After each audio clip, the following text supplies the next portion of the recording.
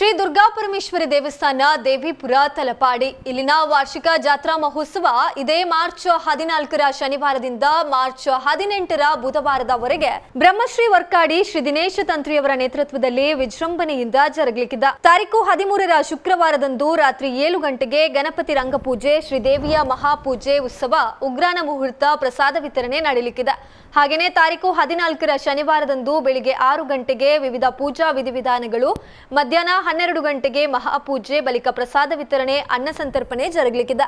ಇನ್ನು ಸಂಜೆ 6 ಗಂಟೆಗೆ ಧ್ವಜಾರೋಹಣ, ಶ್ರೀ ದೈವಗಳ ಭೇಟಿ, 7 ಗಂಟೆಗೆ ಬಯನ ಬಲಿ, ರಾತ್ರಿ 8:30 ಗಂಟೆಗೆ ಕಂಚಿನ ಬಲಿ ನಡೆಯಲಿಕ್ಕಿದೆ. ಹಾಗೆಯೇ ತಾರೀಕು 15ರ ಆದಿತ್ಯವಾರ ಬೆಳಿಗ್ಗೆ 6 ಗಂಟೆಗೆ ಉಷಾ ಪೂಜೆ ಬಲಿ, ನವಕ ಕಲಶ ಪ್ರಧಾನ ಹೋಮ ನಡೆಯಲಿಕ್ಕಿದೆ. ಮಧ್ಯಾಹ್ನ 12 ಗಂಟೆಗೆ ಮಹಾಪೂಜೆಯ ಬಳಿಕ ಎಂದಿನಂತೆ ಪ್ರಸಾದ ವಿತರಣೆ, ಅನ್ನ ಸಂತರ್ಪಣೆ ನಡೆಯಲಿಕ್ಕಿದೆ.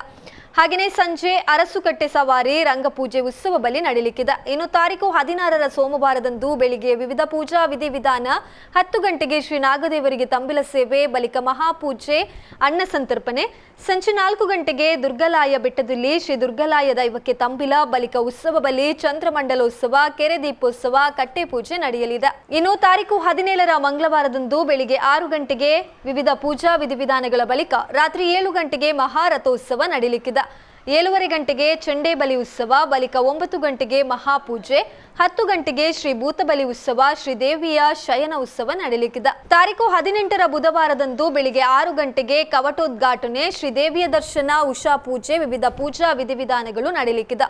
ಹಾಗೆಯೇ 9:30 ಗಂಟೆಗೆ ತುಲಾಭಾರ ಸೇವೆ ನಡೆಯಲಿಕ್ಕಿದ್ದು, ಸಂಜೆ 6 ಗಂಟೆಗೆ ಓಕುಳಿ ಸೇವೆ, ರಾತ್ರಿ 11:30 ಗಂಟೆಗೆ ಧ್ವಜಾರೋಹಣ ನಡೆಯಲಿಕ್ಕಿದೆ.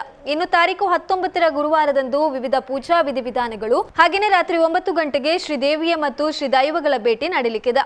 ಇನ್ನು ತಾರೀಕು 20ರ ಶುಕ್ರವಾರ ಬೆಳಿಗ್ಗೆ 9 ಗಂಟೆಗೆ ಶ್ರೀ ಮಲರಾಯ ದೈವದ ನೇಮ, ಬಳಿಕ ರಾತ್ರಿ 8 ಗಂಟೆಗೆ ಶ್ರೀ ಧೂಮಾವತಿ ಬಂಟ ದೈವಗಳ ನೇಮ ನಡೆಯಲಿಕ್ಕಿದೆ.